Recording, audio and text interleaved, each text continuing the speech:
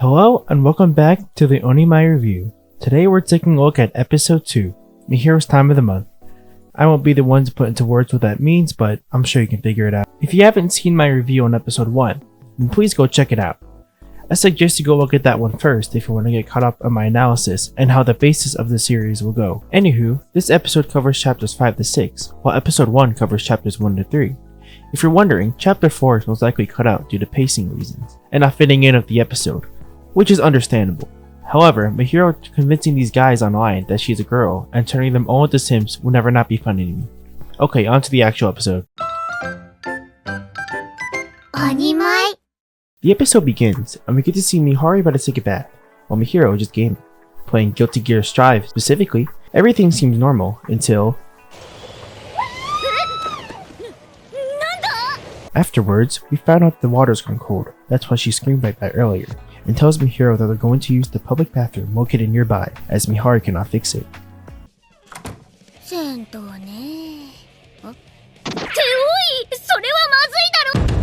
Mahiro, being the erotic person he is very afraid to see the inside of a girl's changing room. His dirty mind dreads going to see the inside of one in person.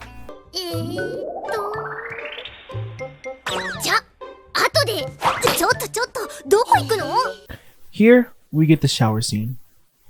You can tell he hasn't showered in 5 days, just from the scene alone.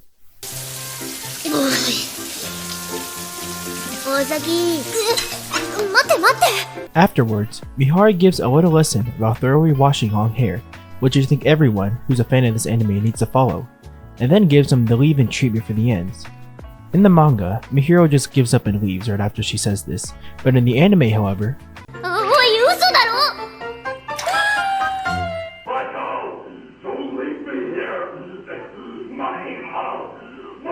Mahiro does still get up and leave, but only after having enough of Mihari's shenanigans. He decides to wait in the lobby and have a drink.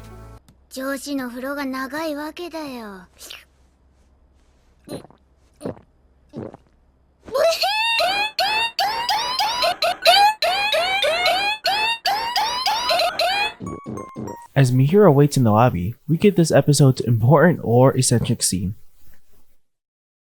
Mahiro overhears two kids playing around and gets reminded of when he used to play with Mihari when they were younger. Here, we learn that Mahiro was an actual older brother to Mihari, looking out for her and helping her with things like bathing. In comparison to how he is now, Mahiro sees how much Mihari has grown.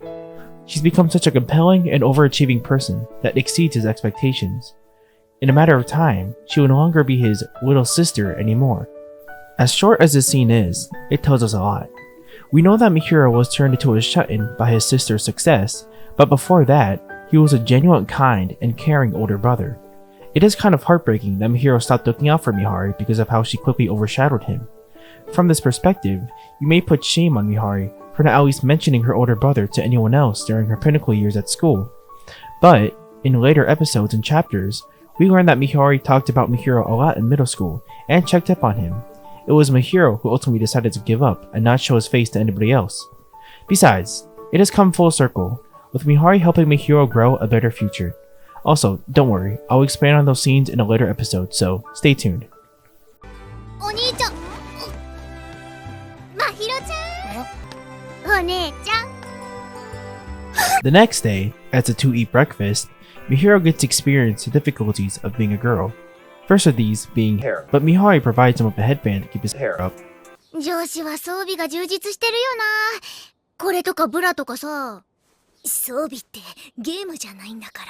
She also scolds him on taking better care of himself.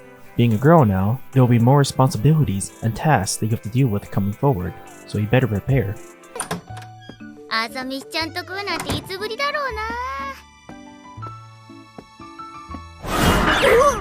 The scene forward shows Mahiro getting used to his body and letting his feminine nature get the best of him. It's a funny scene, but I obviously can't play the whole thing, so I'll just show some of my favorite parts.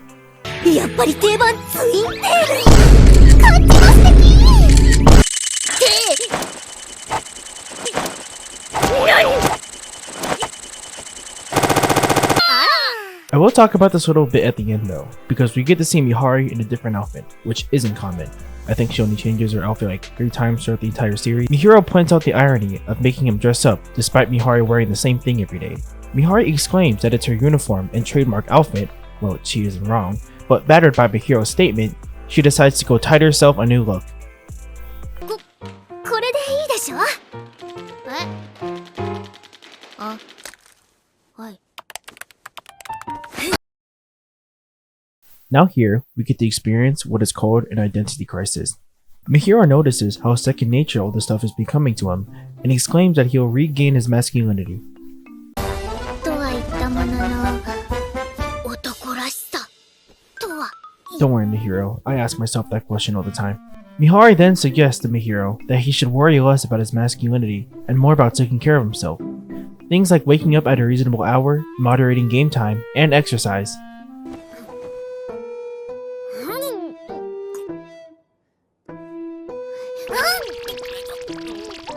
ダメだ。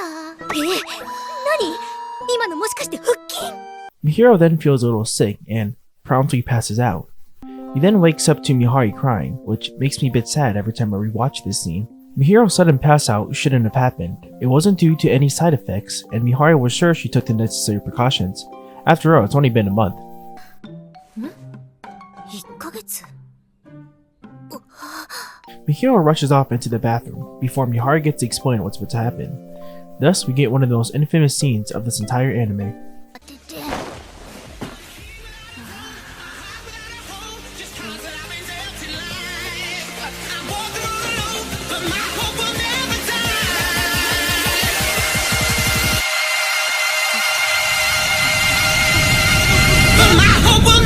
Guys, I'm in New York City just hanging out.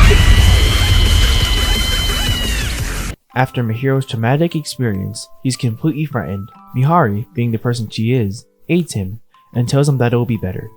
Now, I bring up this scene because of the music. This song is barely ever used in the series for some reason. In this scene, it helps highlight Mihari's supportive and considerate nature. I believe the show doesn't give her as much credit for how dedicated she is towards her brother. More on this scene at the review segment. Anyways, I think this ending scene is pretty funny. でもこれからお腹痛いときは兄ちゃんに言うんだぞ。しっかり看病してやるからな。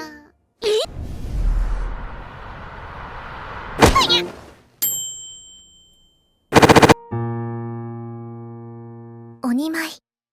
We can split this episode into two parts. The first half, from the beginning to after the public bathroom, can be interpreted as Mihiro's part, and the second half, from this scene where they're eating breakfast to the ending, as Mihari's part. I want to touch upon the second half of this episode, not because Mihari is my favorite, but because I feel like there are some important details in those scenes. I call this second half Mihari's part because of how much information we learn from her. Despite his resistance, Mahiro is slowly starting to get used to being a girl. We can interpret Mihiro's actions with him tying his hair, posing for the photo shoot, and sitting as a metaphor for him slowly starting to step out of his comfort zone. And it fits well with what he said before. We do learn a lot from Mihari herself too. We learn that she is responsible, is chastised by others' critiques, and will try to make up for it, and that she loves her brother a lot, being brought to tears about the thoughts of losing him.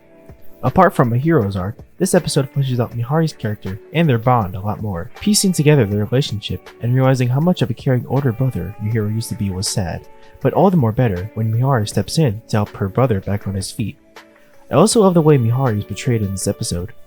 She's very caring, looks after Mahiro, and is just very cute overall. Although I feel like they exaggerated her character a tad bit, but that's just a nitpick in the end. Now, to rate this episode, I'd give it a 7 out of 10. Don't get me wrong, I do like this episode, but to me, it's the most forgettable compared to the rest of the series. This episode has its moments, but with other characters being introduced in later episodes, and the fact that we unfortunately don't get as many Mahiro and Mihari flashbacks, makes this episode not as memorable as the rest. Nonetheless, this has been the Onimai Review. If you have any questions or thoughts, be sure to tell me in the comments. Thank you for watching, and I wish you all an amazing day or night.